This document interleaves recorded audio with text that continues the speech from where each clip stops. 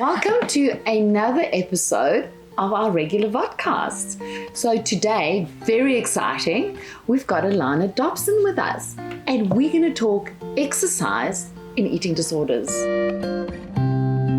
It's a hot topic, and before we get into that, Ilana, can you tell us a little bit about yourself? Sure. So I'm an exercise physiologist and I have a special interest in the eating disorder field because when I did my final internship at uni, I was placed into a mental health ward and I was meant to help people to exercise a little bit more to mitigate the effects of antipsychotic medication. However, I noticed that some people were engaging in certain behaviours sort of regarding exercise and also spoke to me about particular thoughts they had around exercise. And I thought, hang on, I don't feel comfortable saying, yeah, do more, because that didn't seem to be healthful. So I searched for guidelines to help, like what could I do?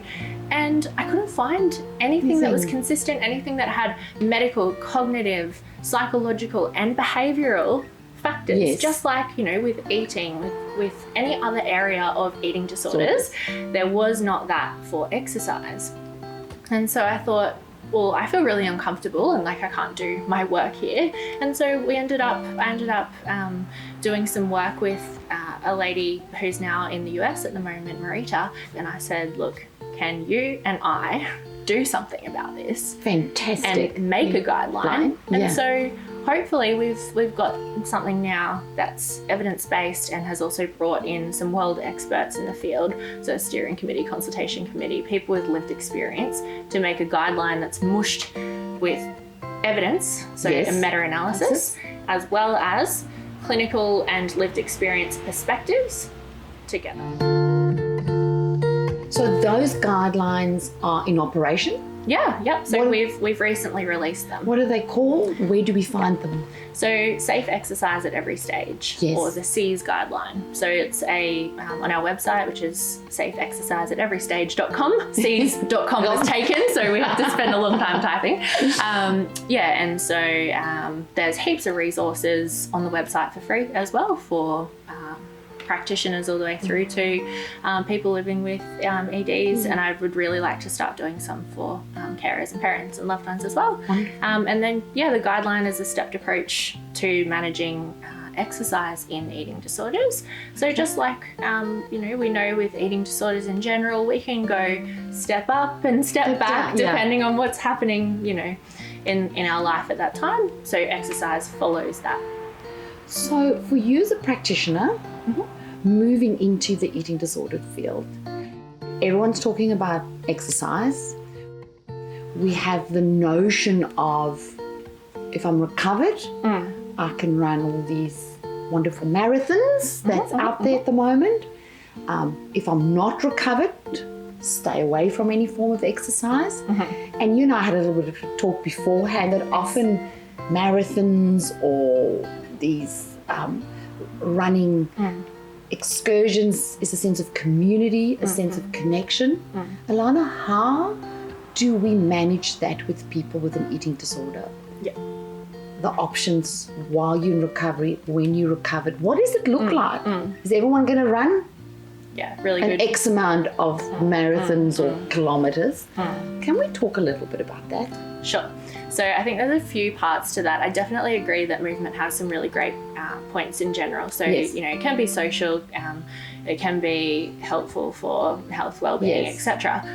What we always want to remember is that if we're doing any form of exercise or have thoughts about exercise, that we want it to be wholly healthful. It has to be helpful and healthful. On the whole. And not at all harmful. So let's just say that someone does want to do the marathon. They may be physically recovered, so potentially there may be no contraindications regarding medical side of things. But then we also have to think about, what's the reason that this person is doing this marathon? Is it because, is it for a healthy reason, or is it for a reason that may be associated with some sort of dysfunctional thought regarding movement or recovery or anything along those lines. That's a very good question. Yeah. So what we know is that actually exercise cognitions or thoughts can be more unhealthy and create more long-term issues than engaging in exercise itself. Okay. So especially when they're both done together. Yes. But we do know that if we don't address those thoughts, that the exercise and other aspects that you've already recovered from can start to spiral because you haven't addressed the thoughts. And so what are the options? Yeah, so you can either keep going the way you're going and keep engaging in dysfunctional exercise, which is compulsive. So it's an umbrella term for compulsion, etc. Or you can abstain. So just don't exercise. Just don't do anything ever, basically. Okay. So that means no treatment regarding exercise, no education, no myth busting, nothing. Okay. Yeah. Or you can engage in healthful exercise that also has an educational component, so that you can integrate exercise and movement into your life in a way that will help you, not harm you, because movement is considered a healthy aspect of a person's life, sometimes helpful if we are particularly stressed, or definitely helpful for managing chronic conditions and that sort of thing. Mental health, exactly. But we always, I guess that takes me to the principles of what we want movement to be. So intuitive movement, which I know we're going to speak about, we want our movement to follow, I guess, 4 principles, and I'm conscious of not making it a rule. Yes. So consider the following principles or guidelines of intuitive movement. So firstly, this is from Calligaro and Pedretti 2011, some of my favorite authors in the eating disorders and exercise space. So intuitive movement should firstly rejuvenate, not exhaust or deplete the mind and body. So you have to think, if we're doing a marathon, how would that affect our mental and physical health? And certainly not even just in the moment you might be exhausted, but how long will that exhaustion last? So what's the follow-on effects of that? What does your recovery look like? Exactly. Because you may be able to do the marathon, but at what cost? So you always have to think, this exercise can be done possibly, but at what cost? So if there's a benefit cost analysis, have to have more benefit and no cost. Yeah. So rejuvenate, not exhaust or deplete the mind and body. Number 2, enhance mind-body connection, not allow or induce disconnection. So we should be able to engage in movement, or we could consider engaging in movement that allows us to link in between our mind and body and not just block off one from the other. That's not saying we just have to do, seated stretching or yoga, which yoga is pretty hard sometimes, 24/7. It could be a more intense exercise, but we should still be able to listen to our body's cues and our mind's cues before, during and after the exercise, and be able to adjust our exercise accordingly to be helpful in that moment, rather than just doing the thing you set out to do at any cost and not being flexible in adjusting anything. So you either abstain or you either do it all, but we want to just meet in the middle.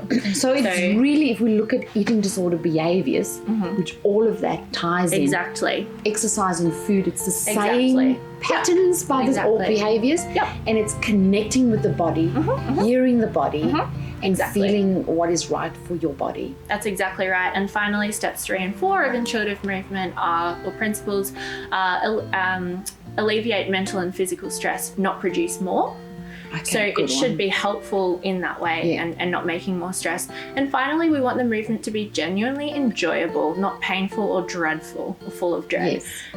So sometimes people I work with can create an intuitive movement checklist. So it might be, what's the reason for me exercising right now? Have I eaten adequately, regularly and a variety of food yesterday? Do I plan on that again today? And do I plan on that tomorrow? How's my hydration? How's my sleep been? Am I tired, ill, injured? So do I have anything else I could or should be doing now? Is there something more helpful that could help my mental health right now? Thank you, Ilana. And to everyone listening to us on this podcast, please make sure to join us next time, as Alanah and I will be carrying on this very interesting conversation around eating disorder recovery, exercise, and all the options available to have safe, intuitive movement. Looking forward to seeing you next time. Thank you.